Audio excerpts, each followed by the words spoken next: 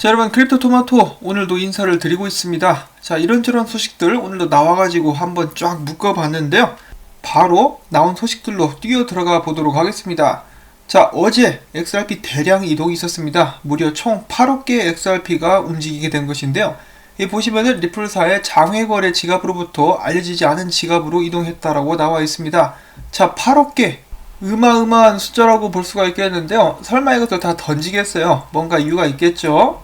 어떤 사람들은 이것이 The Great Reset과 관련된 것이다 라면서 기대감을 표현해주기도 했었는데요. 오늘 유투데이가 이야기한 바에 의하면은 이제 4차례에 걸쳐서 분할 이체된 8억 개의 XRP는 리플사의 또 다른 에스크로 계정으로 옮겨졌을 가능성이 있다라고 이야기를 하고 있습니다. 그에 대한 근거로서 블록체인 분석 사이트가 있죠. XRP 추적하는 사이트인데 이름이 빗썸라고 합니다. 대한민국 거래소 빗썸이랑 좀 비슷하긴 한데 다른 곳이고요.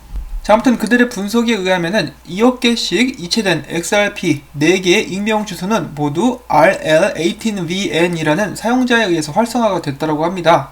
리플사는 전에도 이 사용자의 닉네임을 통해서 40개의 에스크로 지갑을 활성화시킨 바가 있기 때문에 따라서 해당 4개의 익명 주소는 리플사의 또 다른 에스크로 계정일 수 있다는 설명입니다.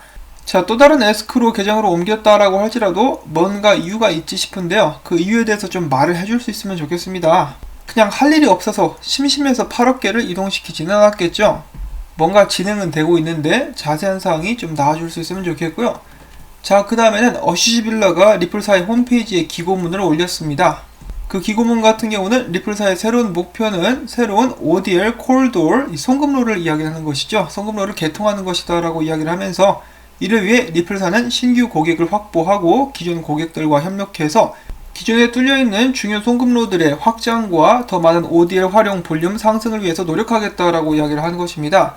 자, 그러면 관련 기사 내용을 좀 더 자세히 보도록 하겠는데요. 어시시빌라는 이 지불 및 송금의 디지털화에 대해서 이야기를 해주면서 이 머니그램과 웨스턴 유니온을 대표적인 예로 들게 됩니다. 흥미롭죠? 지금 현재 웨스턴 유니온이 머니그램을 인수하겠다라는 소문이 돌고 있는 상황. 자, 그러면서 그는 이야기를 계속하게 되는데 그럼에도 불구하고 지금 현재 송금 및 지불 체계에서 금융기관들은 송금 거래 지역에 미리 자금을 맡긴 채로 쓰고 있는데 이는 비용이 많이 들고 고정 자산을 유지해야 하며 각각의 회사들을 이 통화 변동성의 위험에 노출시키고 있다라고 이야기를 합니다. XRP와 ODL을 활용하게 되면은 그런 위험에 노출될 필요가 없으며 더 저렴하게 국제 지불과 시장의 요구를 만족시킬 수 있다라고 이야기를 하고 있고요. ODL을 사용하게 되면 중간에 거치는 곳 없이 직접적으로 자금 이동이 가능하다.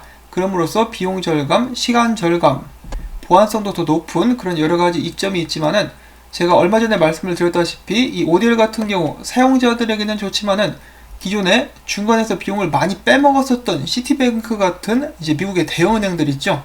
국제 송금을 하게 되면은 거의 많은 경우에 이 미국 달러라든지 미국 대형은행을 거치기 때문에 얘네들이 중간에 수수료를 엄청 뗍니다. 그래서 그것으로 올리는 수익이 어마어마한 것으로 알려져 있는데 그들도 기술적인 발전을 무시할 수는 없겠지만은 달러가 브리짓 커런시로서 역할을 하는 데서 오는 힘을 누렸고 이점을 얻었었던 기업 및 국가에서는 그렇게까지 탐탁치 않은 그런 발전이라고 볼 수도 있겠습니다. 자, 예를 들어서 인터넷의 발달과 함께 백과사전이라는 것이 없어졌다라고 하는데요. 예전에 백과사전 많이 팔지 않았습니까? 지금 사람들은 그게 뭔지도 모를 것 같아요. 인터넷으로 검색만 하면은 쫙 나와버리니까 더 이상 그렇게 무거운 책을 살 필요가 없는 것입니다. 기술의 발전은 좋지만은 백과사전 팔았던 출판사들은 기분이 안 좋겠죠. 할 수만 있다면은 막고 싶을 수도 있겠습니다. 뭐 그런 비슷한 상황이라고도 볼 수가 있겠는데 자, 아무튼 계속 봐가지고 어시시빌라는 이야기를 하고 있습니다. 지금 그 어느 때보다도 금융기관들은 시장의 수요와 요구를 만족시키기 위해 ODL이 필요하다. 오늘과 같은 전 세계적인 경제 위기가 닥쳤을 때 회사들의 해외 자금은 위험에 노출되게 되는데 예를 들어 몇 달 전 통화 변동성이 커지면서 멕시칸 페소 같은 경우는 미국 달러에 비해서 급작스럽게 가치가 20% 정도 떨어지기도 했었다.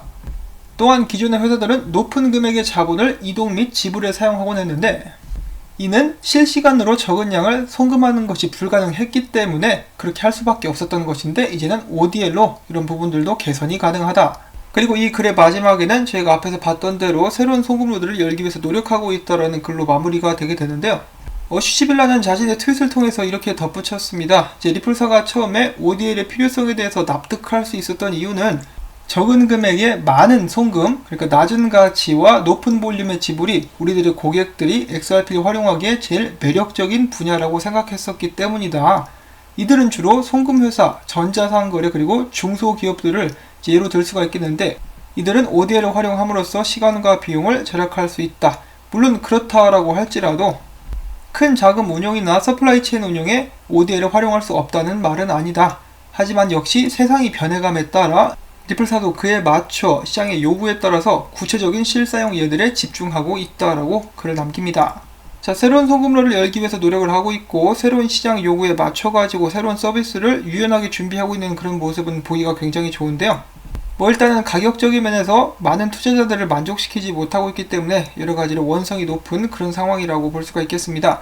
자, 그리고 최근에 또 화제가 되고 있는 일이 있지 않습니까? 웨스턴 유니온이 머니그램을 인수하게 된다라면은 ODL은 어떻게 되겠느냐? XRP 커뮤니티 멤버 중에서 또 XRP에 관련된 조사를 가장 부지런히 하는 사람 중에 한 명인 리오나이더스 님께서 이렇게 물어보는데요. 지금 머니그램은 ODL 활용을 멈췄습니까? 라고 물어봤는데 아직까지 그에 대한 답변은 달리지 않은 상황인데요. 만약에 정말로 이 웨스턴 유니온이 머니그램을 인수하게 된다면은 ODL에 관련된 이 계약 사항을 새롭게 하지 않을까라고 많은 사람들이 예측을 하고 있습니다. 정확한 답변이 달리거나 정보가 나오게 된다면 여러분들께 또 바로 전달을 해드리도록 하겠고요.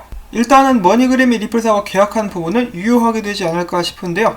그 이후에도 머니그램이 ODL을 계속해서 활용해 줄 수 있기를 바라봐야 될 것 같습니다. 만약에 물론 웨스턴 유니온이 머니그램을 인수하게 된다면 말이죠. 솔직히 말해서 머니그램이 이제 와가지고 ODL 사용을 중단하게 되면은 리플사로서는 이제 굉장히 뼈아플 수밖에 없지 않나. 돈과 노력을 얼마나 많이 들였는데 말이죠. 자, 아무튼 인수건이 진행되고 있는 것만은 확실한 것 같습니다. 보통 이것이 잘못된 기사라면은 이제 머니그램이든 웨스턴 유니온이든 나와가지고 이것은 잘못된 소문이다라고 밝히곤 하는데요. 지금 아무 말이 없죠. 둘이서 지금 이 딜에 대해서 회의를 하고 있는 것은 아닌가라고 저희가 예측을 해볼 수가 있겠습니다. 자, 그리고 이어서 간만에 또 XRP 차트를 공유한 사람이 있어가지고 가지고 와봤는데요. 사실 뭐 좋은 내용은 아닙니다. 사토시 차트인데 지금 보시면 어떻죠? 예, 그냥 희마리가 하나도 없습니다. 쭉쭉쭉 밀리고만 있고 이 추세선은 근처에도 못 가고 있죠. 이거를 빨리 뚫어야 되는데 아직까지는 좀 심란한 그런 상황이고, 사토시 차트만 놓고 봤을 때는 메이저 알트 중에는 가장 심각하게 보이고 있는 것이 XRP다. 그리고 이오스도 좀 비슷한 상황이다라고 이야기를 하고 있긴 하는데, 그래도 XRP가 좀 더 좋지 않다라고 이야기를 하고 있습니다. 자, 과연 빼앗긴 드레도 봄은 오는가? XRP도 힘을 좀 내주면 좋겠고요. 새로운 송금로가 좀 열리면서 그나마 좀 활력을 실어줄 수 있지 않을까라는 생각도 해보는데, 원래는 올해 1분기까지 태국 쪽, 일본 쪽 송금로가 열리게 될 것으로 기대를 하고 있었으나 이마저도 미뤄지고 있는 그런 아쉬운 상황입니다. 일본, 브라질, 태국 해가지고 이 세 군데가 한 이번 달 말쯤까지 열리게 되면 얼마나 기분 좋을까라는 그런 생각을 또 해보면서 다음 소식 또 보도록 하겠습니다. 자, 이번 소식은 소송에 관한 것인데요.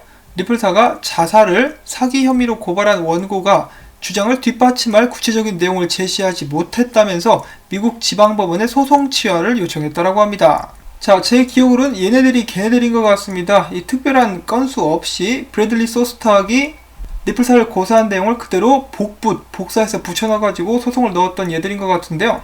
일단 소송들을 통합하기로 판사가 결정을 했다라고 하는데 소송 취하가 되게 될지 이런 부분들도 한번 기다려봐야 될 것 같습니다. 자, 잊을만 하면 한 번씩 기어나오는 XRP 증권 문제, 좀 지겹죠? 아직도 질질 끌고 있습니다. 지금 벌써 몇 년째인지 모르겠는데 SEC, 이 지독한 놈들입니다. 과연 이것은 XRP가 아직까지는 브릿지 커런시로서 성공을 하면 안 된다라고 그들이 무언의 압박을 주고 있는 것은 아닌지, 미국 내에서라도 암호화폐 관련된 법안이 빨리 통과가 되면 좋겠는데 미국은 미국대로 지금 또 난리가 났죠. 전염병 사태도 그렇고 폭도들이 이 시애틀의 한 부분을 점거를 하는 등 난리가 난 그런 상태라고 합니다. 자, 이렇게 되면은 당연히 암호화폐 관련된 그런 안건 같은 경우는 뒤로 밀릴 수밖에는 없겠죠.